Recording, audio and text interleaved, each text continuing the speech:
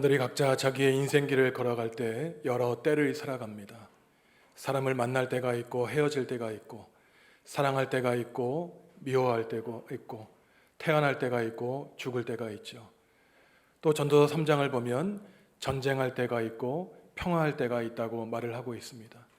지금 우리는 어떠한 때를 살아가고 있을까요? 코로나로 인해서 총성 없는 전쟁의 때를 보내고 있고, 또한 호국, 보국의 달, 6월을 보내고 있지만 여전히 이 땅에는 평화의 소식보다는 전쟁의 위협과 공포가 끊이지 않고 있습니다. 이때 우리 그리스도인들은 과연 어떠한 하나님의 말씀을 붙잡고 살아가야 될 것인가? 오늘 2800년 전 하나님의 사도로서 이 땅에 평화의 복음을 전했던 미가 예언자의 말씀을 통해서 오늘 그리스도인들의 사명을 함께 생각해 보려고 합니다. 미가가 활동했던 기원전 8세기는 오늘날 우리와 마찬가지로 이스라엘이 남북으로 갈라져 있었습니다. 북이스라엘과 남유다로 갈라져 있을 때 미가는 당시 남유다에서 활동을 하고 있었죠. 2800여 년 전 남유다의 상황은 매우 암울했습니다. 오늘 우리가 읽은 미가 4장 전까지 3장까지를 쭉 읽어보시면 미가는 당시 정치인들, 경제인들, 또한 종교 지도자들의 죄악을 고발하고 있습니다.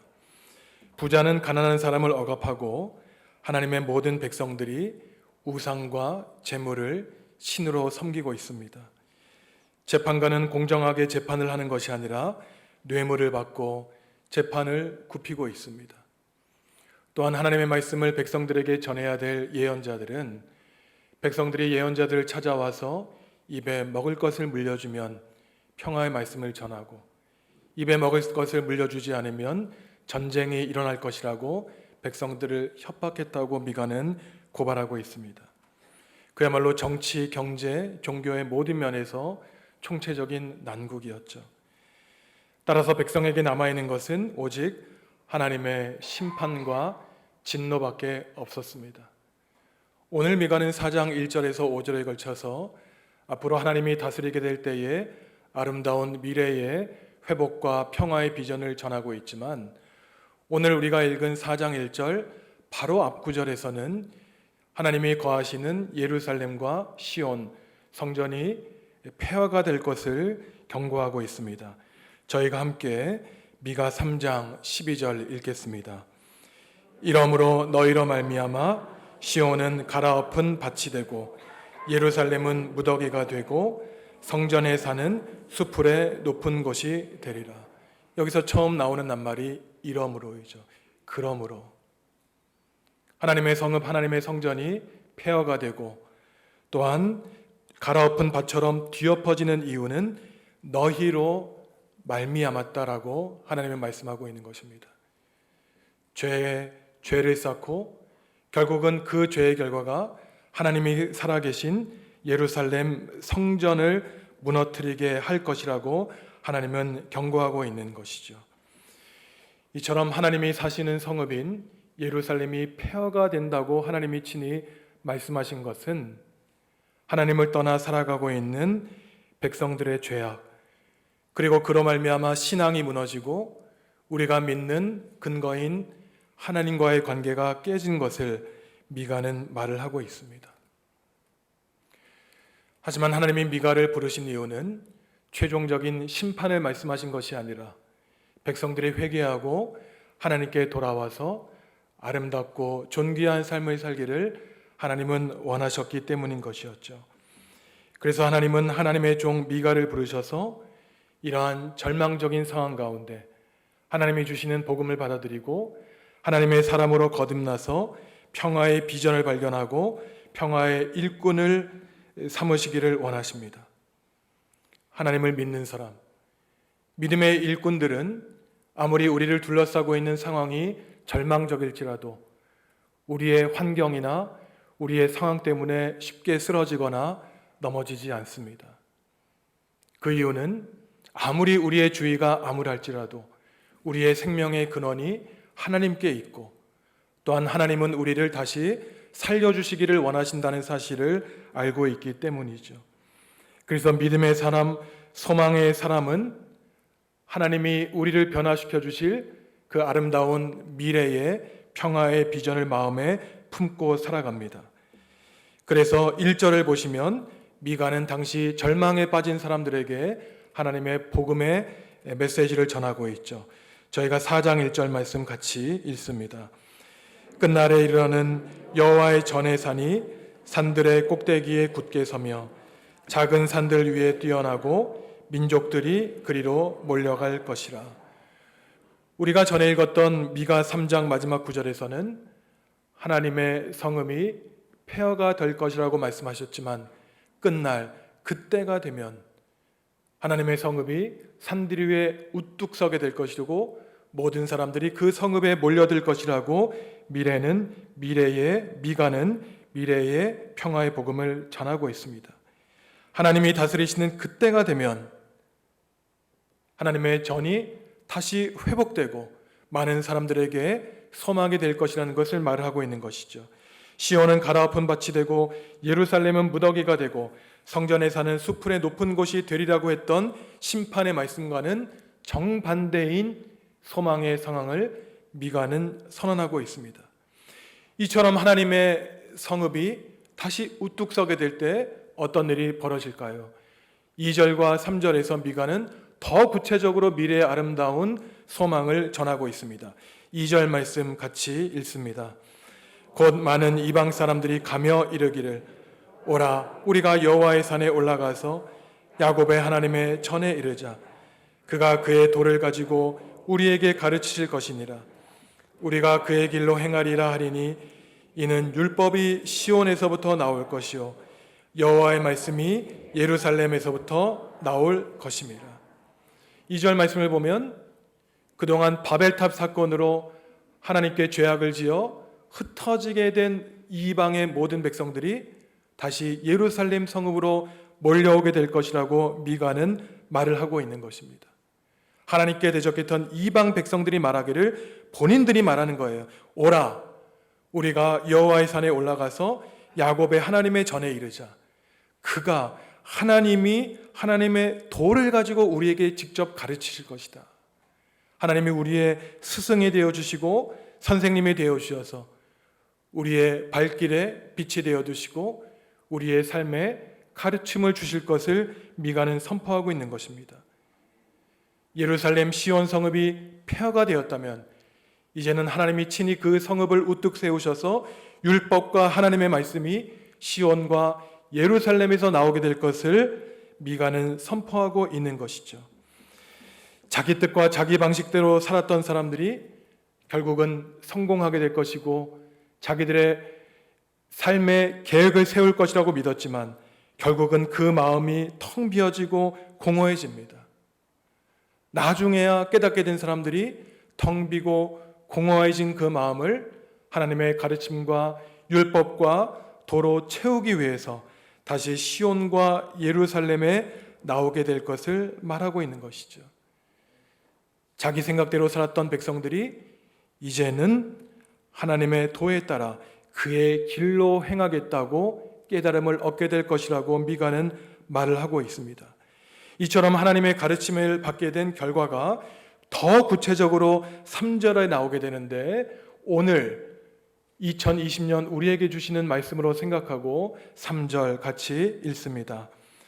그가 많은 민족들 사이의 일을 심판하시며 먼 곳 강한 이방 사람을 판결하시리니 무리가 그 칼을 쳐서 보습을 만들고 창을 쳐서 낫을 만들 것이며 이 나라와 저 나라가 다시는 칼을 들고 서로 치지 아니하며 다시는 전쟁을 연습하지 아니하고. 하나님이 많은 민족들 사이의 일을 심판하시고 먼 곳 강한 이방 사람을 판결하신다고 말을 하고 있습니다. 강한 이방 사람들은 판결하시고 시시비비를 가려주시겠다는 거예요. 하나님을 무시한 백성들, 하나님이 없이 산 그러한 시대에는 마치 세상을 다스리는 세계 최강대국의 지도자들이 마치 자신이 신처럼 살아가지만 하나님이 통치하시고 하나님이 다스리시는 그때가 되면 하나님이 민족들을 무너뜨리시고 그들 사이에서 시시비비를 가려주시고 갈등을 해결해 주실 것이라고 하나님은 말씀하고 있는 것입니다. 그리고 그때가 되면 칼을 쳐서 보습을 만들고 창을 쳐서 낫을 만들어 주시겠다고 하나님은 말씀하고 있는 것이죠. 그리고 전쟁을 연습하지 않겠다.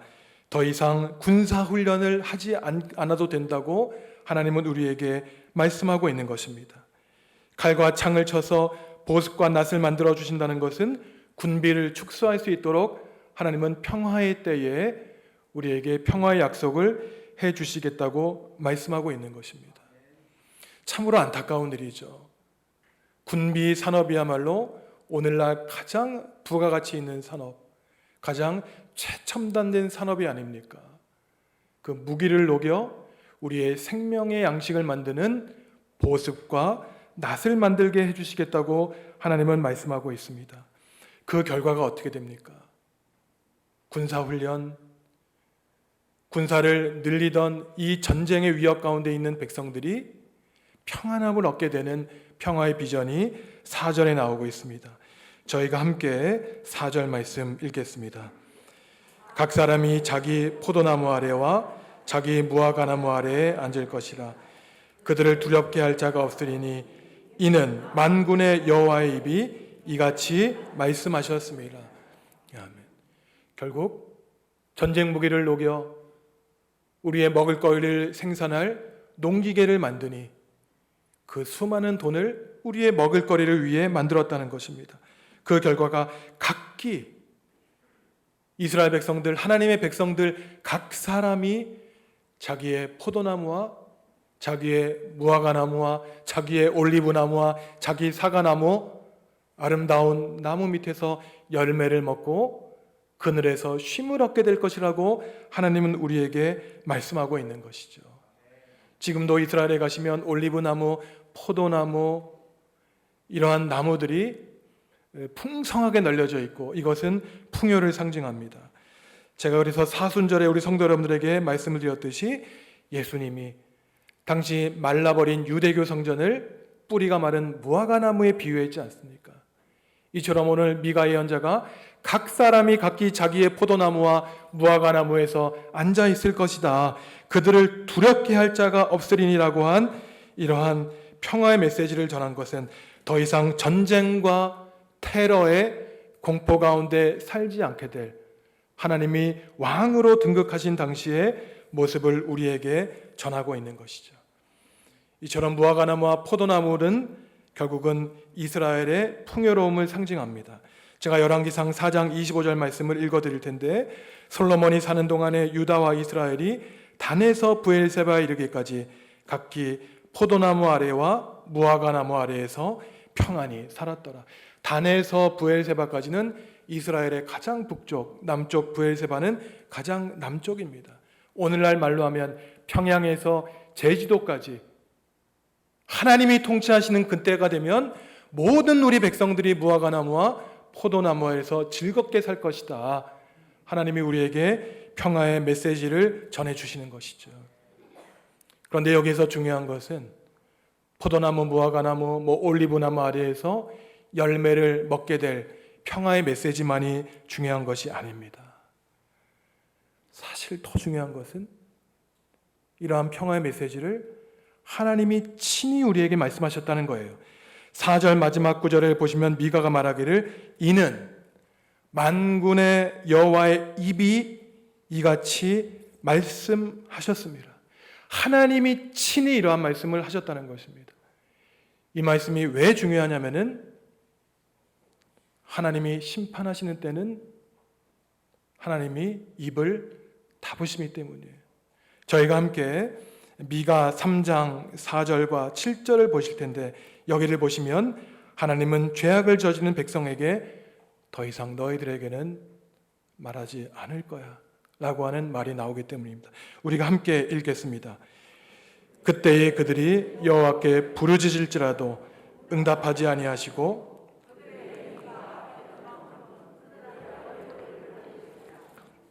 선견자가 부끄러워하며 술객이 수치를 당하여 다 입술을 가릴 것은 하나님이 응답하지 아니하심이거니와. 참으로 안타깝고 부끄러운 일입니다.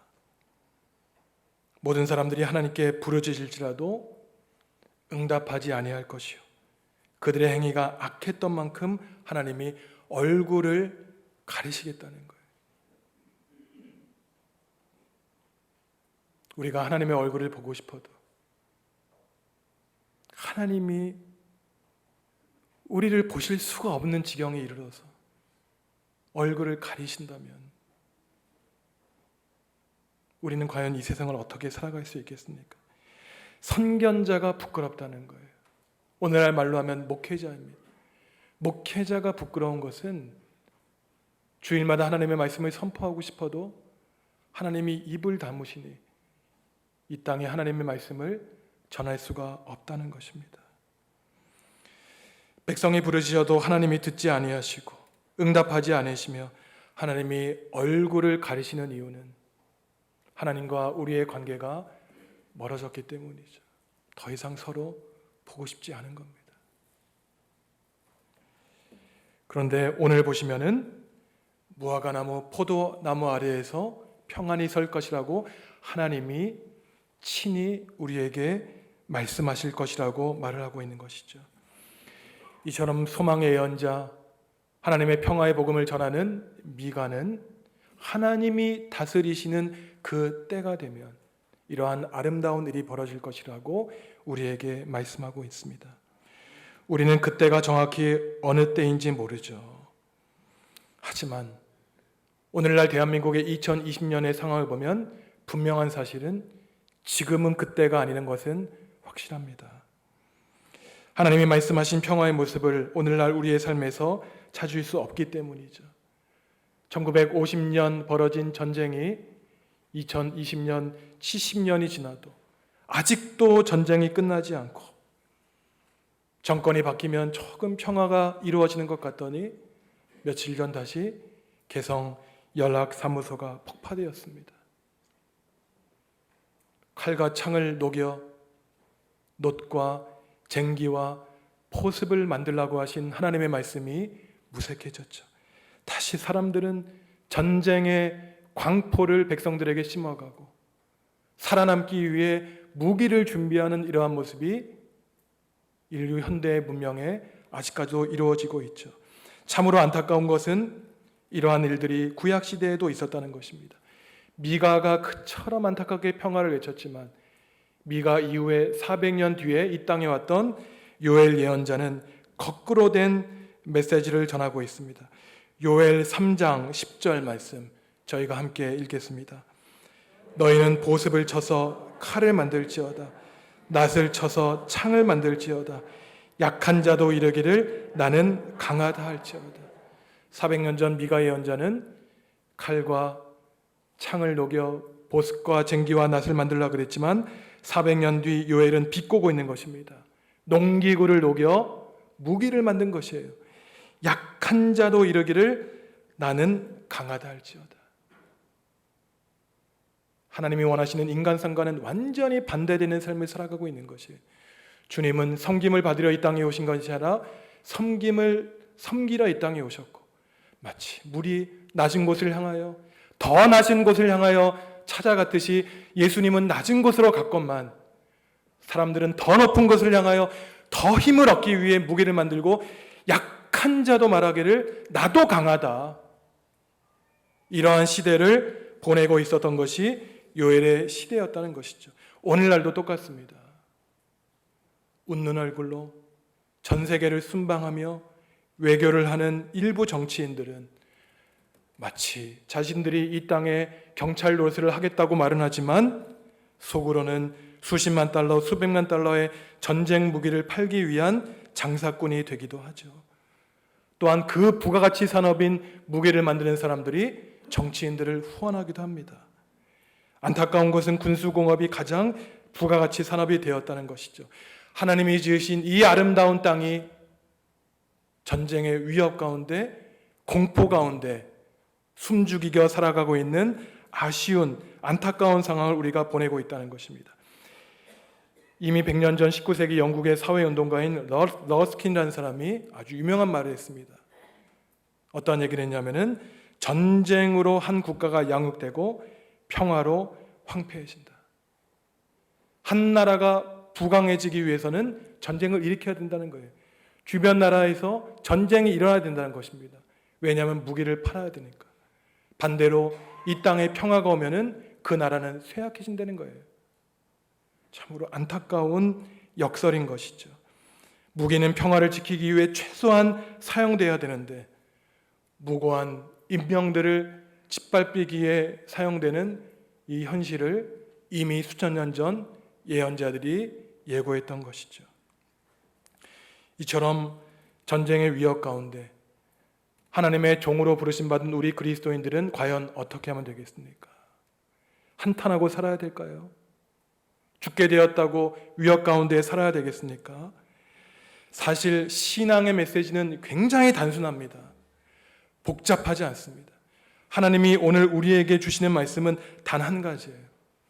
오늘 1절에서 4절까지 미가 예언자가 하나님의 평화의 메시지를 전했다면은 그 평화의 메시지를 들은 하나님의 백성들은 화답을 합니다. 찬송가 가사처럼 화답을 하고 있는데 그것이 바로 미가 4장 5절 말씀입니다. 저희가 함께 5절 함께 읽겠습니다. 만민이 각각 자기의 신의 이름으로 의지하여 행하되 오직 우리는 우리 하나님 여호와의 이름을 의지하여 영원히 행하리로다. 이 세상 모든 사람들은 각각 마음속에 자기가 믿는 신을 의지하고 살아간다는 것입니다.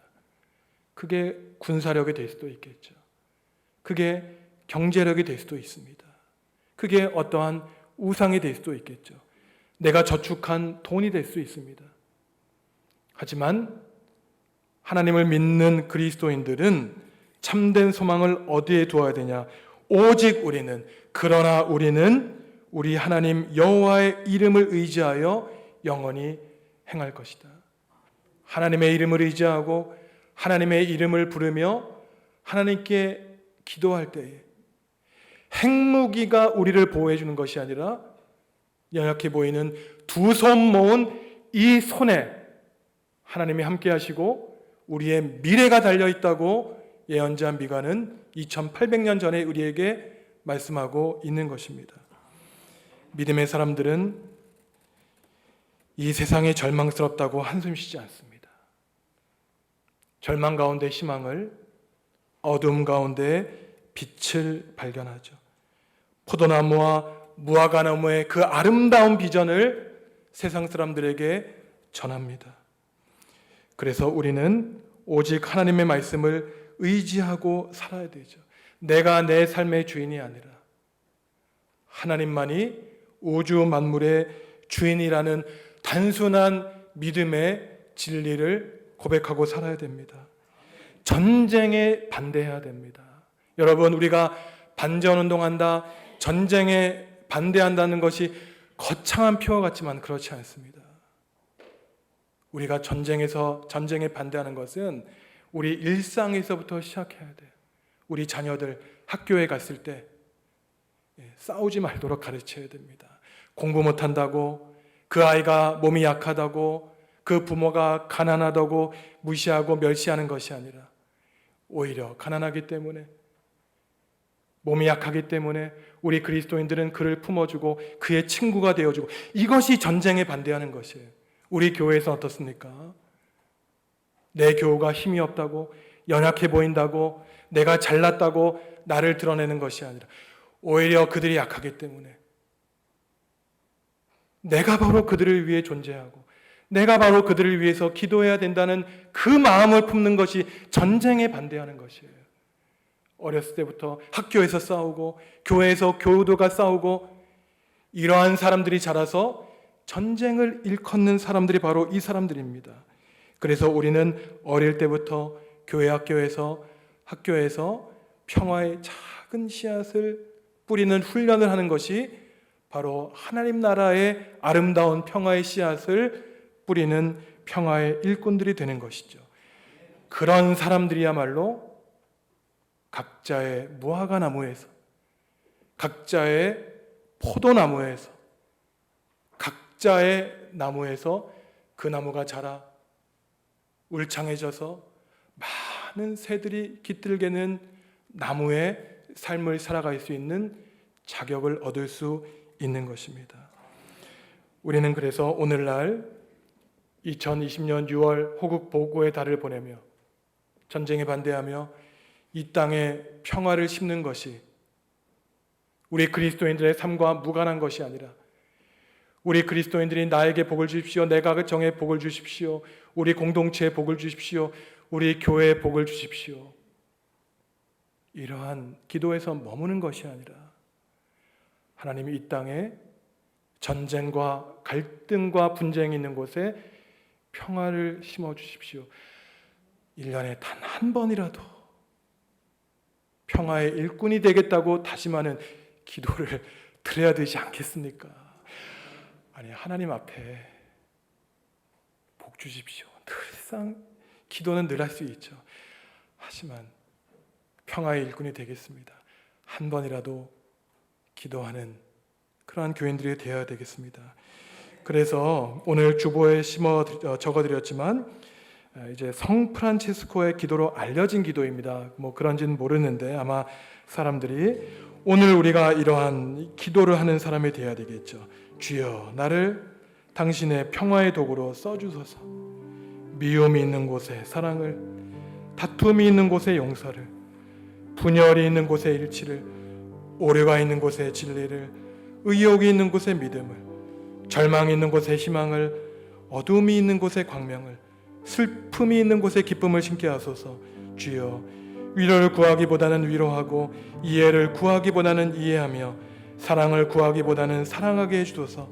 자기를 줌으로써 받고 자기를 잊음으로써 찾으며 용서함으로써 용서받고 죽음으로써 영생으로 부활하느니, 지금 이 시간에는 우리가 평화의 일꾼이 되겠다는 심정으로 이 평화의 기도를 같이 찬양하겠습니다.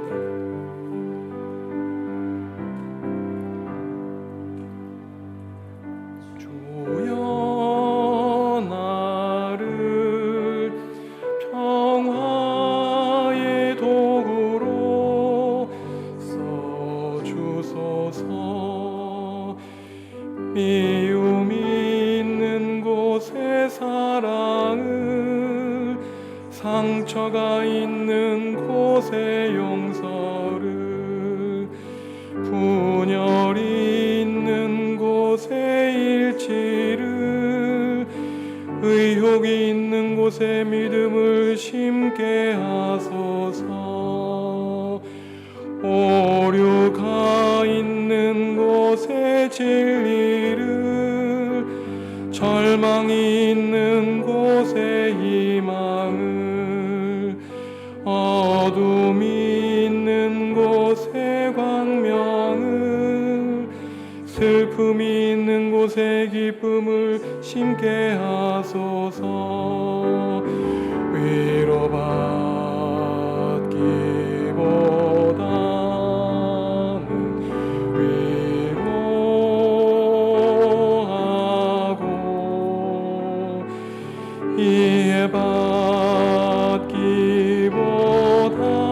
이해받기보다는 이해하며,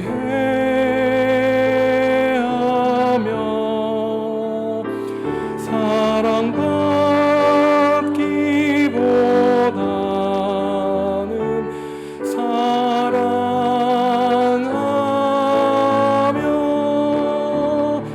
주님을 온전히 믿음으로 영생을 얻기 때문이니, 주여 나를 평화의 도구로 써주소서.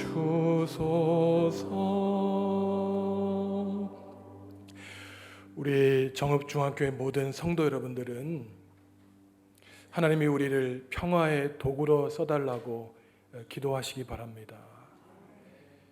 70년 전 전쟁이 일어났고 아직도 평화가 이 땅에 임하지 못했고 하나님이 우리에게 통일을 허락하지 않으신 것은 제가 목회자의 관점에서 볼 때에는 하나님이 보시기에 아직 우리 교회, 우리 그리스도인들에게 평화와 통일의 준비가 안 돼 있다고 하나님이 판단하시기 때문입니다. 여러분, 우리가 1년 동안 기도할 때에 과연 우리나라와 민족을 위하여 또한 이 한반도의 평화를 위해서 기도한 적이 얼마나 되십니까? 제가 몇 주 전에 수요 기도회 때 설교 시간에 말씀드린 적이 있는데 제가 2, 3년 전에 아마 더 됐을지도 모릅니다. 4, 5년 전에 학회 때문에 유럽에 간 적이 있어요. 네덜란드에서 제가 주일날 예배를 드린 적이 있었는데 그 사람들이 화란으로 예배하기 때문에 제가 1시간 동안 한마디도 이해하지 못했습니다. 하지만 제가 말미에 목사님이 성도들과 함께 기도할 때에 딱 한 단어를 기억한 적이 있습니다. 여기서 10시간 이상 타고 가야 되는 나라에서 무엇을 위해 기도했냐면은 노르트 코리아라고 기도하는 것이에요. 제가 그때 얼마나 충격을 받았는지 모릅니다. 서양 사람들이, 우리랑 아무 상관없는 사람들이 북한을 위해서 기도하고 있었던 것이에요. 그래서 저는 그렇게 생각합니다. 이 땅에 평화가 있는 것은 물론 정치인들, 경제인들의 노력 때문이기도 하지만 그리스도인들이 지금도 이름 없이 빛도 없이 이 땅의 평화를 위해서 기도하기 때문이죠. 냉전 상황 가운데 있는 이 한반도에 하나님이 주시는 참된 평화가 임하기를 바랍니다. 70년의 전쟁을 하나님이 끝장내 주시기를 간구합니다. 코로나로 모든 피조물이 신음하는 이때에 시온과 예루살렘에서 하나님의 율법과 하나님의 가르침이 선포되었듯이 우리 교회에 하나님이 주시는 복음이 울려 퍼지게 될 것입니다. 2800년 전 미가가 선포했던 그 선포의 말씀을 오늘날 각색하면 수많은 사람들이 세파에 지쳐 텅 비고 공허해진 마음을 하나님의 말씀으로 채우기 위해 이 자리에 나오게 될 것입니다. 우리 교회 십자가가 정읍의 어두운 골목을 환하게 비추게 될 것입니다. 사랑하는 성도 여러분, 오늘 예배를 마치고 세상에 나아가 새로운 한 주를 살아가실 때 절망 속에서 하나님이 주시는 소망을 찾으시기 바랍니다. 만나는 사람들에게 희망의 복된 소식, 평화의 복음을 전하는 평화의 일꾼이 되시기를 바랍니다. 하나님 나라는 우리와 상관없는 그 먼 곳에 있는 것이 아니라 하나님의 일꾼들이 모인 곳, 하나님의 복음을 전하는 곳, 하나님의 평화를 전하는 그곳이 바로 하나님 나라이기 때문입니다. 세상 모든 사람들이 군사적인 힘, 경제적인 힘, 그 외에 다른 것들은 신들로 마음에 모시고 살아갈 때 우리 정읍중앙교회 모든 성도 여러분들은 오직 하나님만을 주인으로 모시고 하나님의 이름을 부르며 하나님을 의지하며 살아가 우리에게 주어진 삶 동안 승리하며 살아가는 하나님의 평화의 일꾼들이 되시기를 간절히 축원합니다. 함께 기도하시겠습니다.